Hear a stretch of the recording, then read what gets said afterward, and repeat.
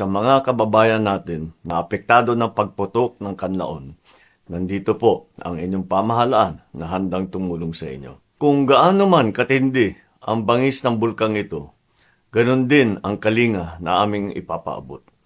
Nakatutok ang pamahalaan sa pag-agapay sa epekto ng pagsabog ng bulkang Kanlaon. Masusing nakikipag-ugnayan ang mga ahensya at LGU upang tiyakin ang kaligtasan ng lahat. Mahigit 45,000 residente ang linikas na mula sa 6-kilometer radius danger zone, habang target naman na ilikas ang kabuuang 84,000 na katao.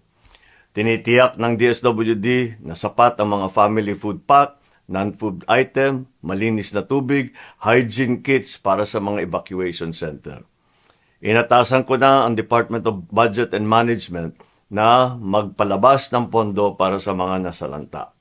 Patuloy din nakaalerto ang DOH laban sa mga sakit dulot ng volcanic ash, habang ang NDRMC at Task Force Kanlaon ay naghahanda sa anumang maaring mangyari. Ang matagal ng forward deployed na relief items ng DSWD tulad ng mga family food pack at non-food items ay ibubuhos natin sa mga evacuation center.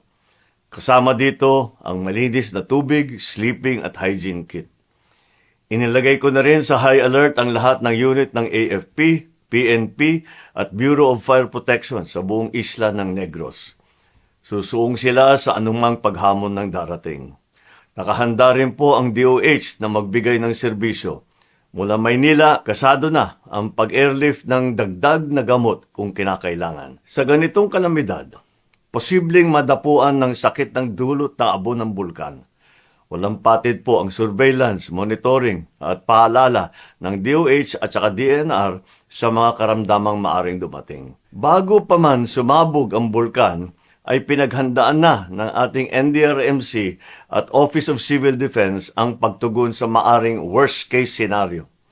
Dahil dito, nakatanod ang Task Force Kanlaon na magkokoordina ng tamang responde batay sa lakas ng pagsabog ng bulkan at pinsalang hatid nito.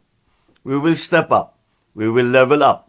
Any escalation in damages and destruction will be met with a stronger government response. Malaki ang papel ng komunikasyon sa mga araw na ito. Truth will save lives. Fake news will kill. Effective disaster response is anchored on reliable information. That's why PhilVox will continue to issue around-the-clock advisories in language that is clearly understood to all our kababayans. Nakikiusap ako sa lahat, lalo na sa ayaw lumikas na sumunod sa babala ng ating mga otoridad.